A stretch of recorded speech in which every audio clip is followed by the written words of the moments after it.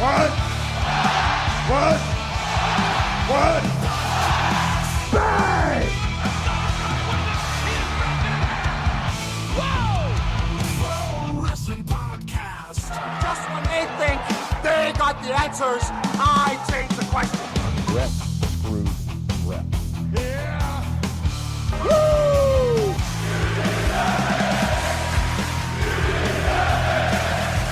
Who are you to doubt El Dandy? Because this guy's a serious professional. Did he do it? Unbelievable. Too hot to handle and too cold to hold. And I am Macho King, you savage.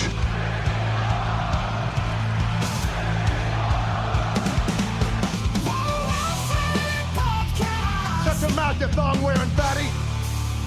I said WWE stands for. It's me, Austin. I will never retire. Promotional consideration paid for by the following.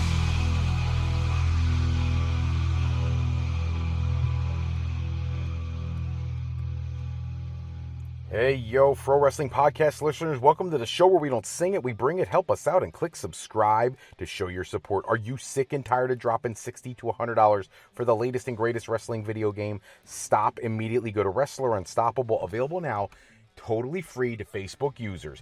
Create a wrestler, sign contracts, get into storylines, headline PLEs, even build your own corporation, all included in Wrestler Unstoppable, available now to all Facebook users, totally free. If you want to become a member of the Pro Wrestling Podcast family, want your name in the shoutouts, like my good buddy John down in Texas, then pop over to our Patreon page at patreon.com/Pro Wrestling Podcast. Sign up today. We've got loyalty rewards. $15 a month contributors, you get to co-host a show with me. $7.50 a month, also entered into a drawing to co-host an episode with myself. And like my good buddy John in Texas, you will get Patreon exclusive content. John and I are working on a multi-part series. We've got to finish wrapping up in the next couple weeks and getting that out there for our Patreon listeners.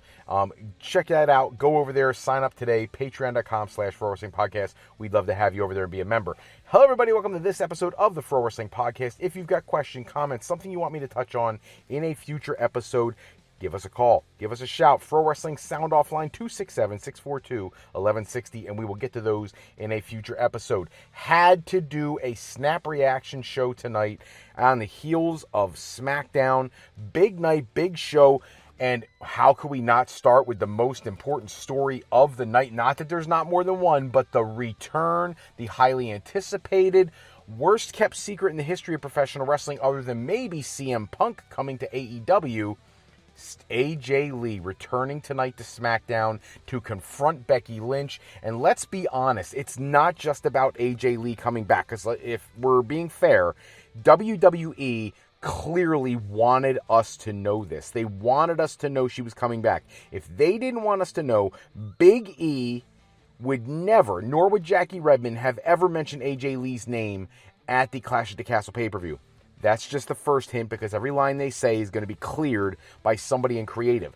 Follow that up with the CM Punk looking at the AJ Lee signs. Follow it up with what happened on Raw, with Becky Lynch getting physical, with the AJ Lee chants and her directly responding to them about her not even working there, and then the revelation that Punk was going to be in Chicago and coming to SmackDown. There's no other reason when his beef is with Seth Rollins on Raw to come to Chicago unless it's something big. And when he shows up, we all knew AJ Lee was going to be there. Now, that takes nothing away from the fact that their marketing department, somebody put out a tweet asking about where they could get AJ Lee gear to wear to SmackDown tonight, earlier this week. And the person from the marketing department responding with, having stuff available for her big return, obviously letting the cat out of the bag. I think that was done intentionally, so we all knew she would be there, so they could do two things. One, pop tickets. Two, pop rating. And I hope they killed it tonight, because how incredible is that ovation when Punk says to Becky Lynch, everybody knows that I would never hit a woman, but thankfully I've got someone who would. and they hit the music, and AJ Lee comes out, and it's not just that she was there. It's that she comes out, she skips, she comes to the ring, goes around, same mannerisms, hasn't changed at all in the last 10 years. Michael Cole on commentary said it's been over 3,800 days since she's been there, and she comes to the ring, sits on the ropes, leading to a stare down with Becky Lynch, which erupts into her spearing Lynch, taking her down, pummeling her, Lynch pushing her off, getting whipped by the hair back to the ground, more punches after a Luthez press, and eventually, as things keep progressing, we see that she grabs and slaps Becky Lynch, saving any of the serious moveset for an eventual match at the WrestlePalooza pay-per-view. We all know it's coming. Becky Lynch, Seth Rollins versus CM Punk and AJ Lee, and what a reaction from the Chicago crowd. When I listened to it the first time, I get the impression that maybe it's television production or whatever, they purposely, when Punk says, I know somebody who will, then the audio of the track actually seemed to get quieter because I think they were just waiting for the music to hit and the pop. And what I thought was really cool is, as she comes to the ring, not only is there the pop, but you can audibly hear where people start chanting AJ Lee over the sound of the entrance music, which is awesome. It's kind of reminiscent of when Punk came back to wrestling in AEW when they did a very similar situation. Same kind of thing happened. A huge pop for Punk. Well, his wife got the same welcome tonight, and that's beautiful. It's wonderful. And I love even the fact that she did the stare on the edge of the ring when she got into the ring, the way she was hopping around and sitting on the ropes. When she and when it's all over, jumping into the arms of her husband CM Punk like she always did. This was not just nostalgia for those of us who knew AJ Lee in the past. This is also something very, very special for all the people who are just being introduced to her now. Over the last week, the people who anticipated her return, many younger fans who were not huge WWE people 10 years ago, going into YouTube, look at the videos of AJ Lee's matches, getting huge pops this week in views. The WWE offering on Peacock, tons of people going and screening all these opportunities to see AJ Lee from the past. That happened for a reason. New fans were like, what is this all about? I gotta see her in action before she shows up at SmackDown. And they were rewarded with someone who came out exactly the way they went out. It is phenomenal. Congratulations to AJ Lee and CM Punk. What a beautiful opportunity for two talents who, when it went down back in 2014, 2015-ish, for depending on which one you're talking about, the unceremonious exit from the company, the way they were treated, probably a lot of us thinking they would never come back to WWE again, and instead Punk first and now AJ Lee both getting the opportunity to come home and really be accepted by not only the fans, but in the back, the relationship that is obvious from WWE Unreal, no matter how much you think that may have been scripted or not, the relationship between Punk and Triple H is clearly monumentally better. The rest of the WWE executives clearly very on board with CM Punk, and obviously it's been so good that Punk felt comfortable and AJ Lee, more importantly, felt comfortable coming back to the company and coming home and being able to have another run with the company. What an awesome night for professional wrestling fans, an injection of life into the WWE roster when many people were feeling like WWE was slowly dwindling in terms of its quality. SmackDown ratings last week at an all-time low. Well, guess what? We're going to rebound this week, guaranteed with one of the biggest numbers that they've had in quite some time. Absolutely loved it. Can't talk about just AJ Lee as much as we'd love to because there was other huge monumental stuff on the show. Fantastic booking on the show. Let's go with the small stuff, right? Julia beating Michin, we kind of expected, furthering a Kiana James Michin thing. The Damian Priest, Aleister Black stuff, I'm okay with that. It keeps that feud going in. Let's be honest, this is a week where all of that stuff was just filler. Nobody tuned in tonight to see Julia versus Michin. Nobody tuned in to see Aleister Black and Damian Priest. And that's not a knock on any of those four people. They're all amazingly gifted performers, and I love watching them in the ring. I love that Aleister Black got a win, but the only other thing of relevance tonight, and let's be honest, was the fact that John Cena comes out for his final SmackDown appearance of his WWE career as an active performer, and he is interrupted by the United States Champion Sami Zayn. How poetic that when Sami Zayn comes to the ring, he talks about 10 years ago when John Cena was the United States champion, offering the John Cena United States Championship Open Challenge, which was when Sami got his first opportunity. And that from there on, now that he's United States champion, he sought the approval, the permission of John Cena to bring back the United States Open Challenge, but the Sami Zayn version, which John Cena happily endorsed and encouraged people to look at that as being such a respectful thing for that championship.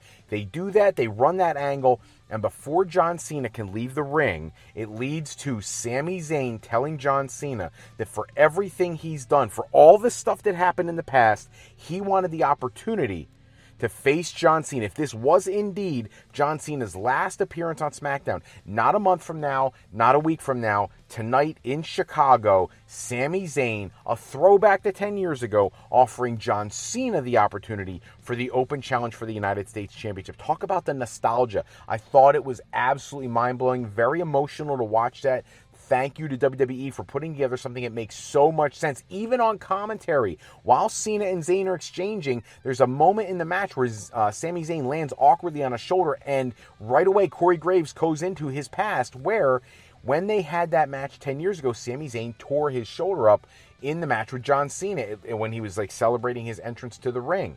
They had a callback to that, which is awesome storytelling. Bring that back. Talk about that. And then what I think some of us who read the dirt sheets kind of was expecting, but you never know until you actually see it happen. Word came out earlier today that Brock Lesnar was scheduled to be in Chicago today. You hit the music when both men are down, and Brock Lesnar comes out and attacks first Sami Zayn, giving him an F5, and then attacks John Cena, laying him out. Great setup for the match coming September 20th at WrestlePalooza. This is going to be an absolutely stacked lineup. The show is going to be amazing. WWE knows what they're doing. This counter-programming, for whether no matter what your opinion of it is, it's purposeful. We're doing counter-programming for a reason, because AEW is competition. And so when they are competition, it is every business's job, I don't care what business endeavor you're in, to make sure you do everything you can to prosper as your product and take away anything you can from your opponent. This has been done in every business venture out there.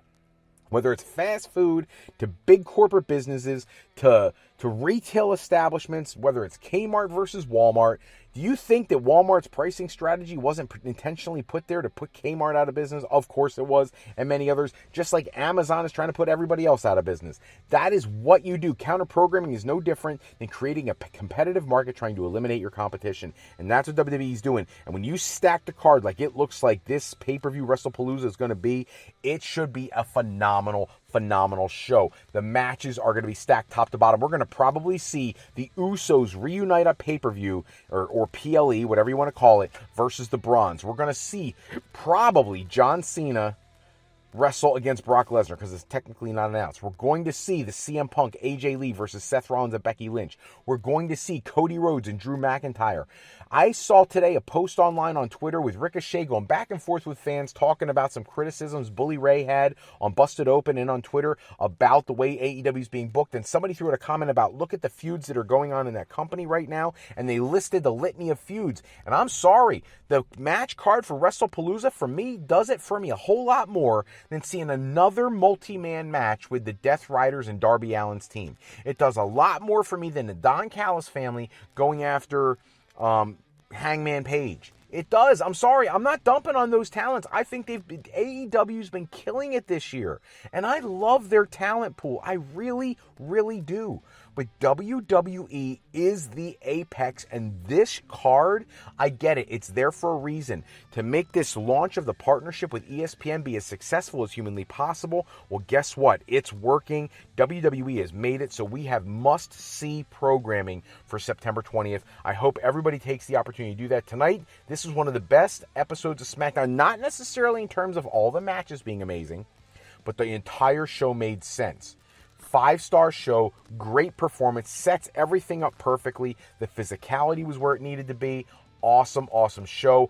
One last time seeing Cena go out there and using all these moves that are a throwback to all of these legendary opponents of his. It's just everything about it. The show tonight was perfect. And of course, the headline of the return of AJ Lee. One last thing before we head out tonight, a report from Fightful Select. AJ Styles contract update. Got to throw it in there because I don't want to forget to say it. The update is that he's currently signed through February of 2026. WWE is hoping to keep him through WrestleMania 42 in April and sign a short-term extension, but it sounds very, very clear that AJ Styles has been open about the idea of retiring in the near future, and he wants to spend more time with his family, puts a post on social media about that, hinting at the possibility of retiring, and that's where he's at. I mean, he's had that illustrious career, guaranteed Hall of Famer, but it sounds like February is the only guarantee we have.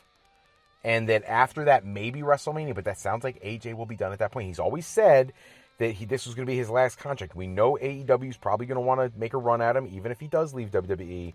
And things of that match, people have talked about Will Ospreay versus Styles or Kenny Omega versus Styles, being dream matches. I don't know if we'll ever see those if he leaves WWE, because I don't think he'd want to burn that bridge. I think he would love the Hall of Fame induction and maybe work in a backstage role for them in some capacity, taking him out of having to be in the gym all the time and traveling all the time as much as he does.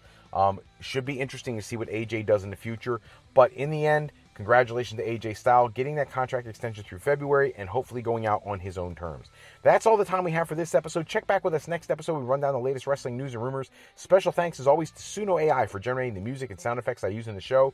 Today's show sponsored in part by Beazle Games. Bringing a new friend to family game night is easy with sketchy people. Showcase your artistic side in this game from Beazle Games by going to thegamecrafter.com and pick up your copy today. If you're looking for your next career move, you're considering college or university life, or maybe you just need some formal training for your next career decision, go to our website at frolifeplanning.com for all your higher education needs, as Fro Life Educational Planning is for today, for tomorrow, and for life with Fro Life. I'm Fred Froelich, better known as Dr. Fro. I want to thank you for taking some time with us today. Until next time, take care, everybody. Have a great night.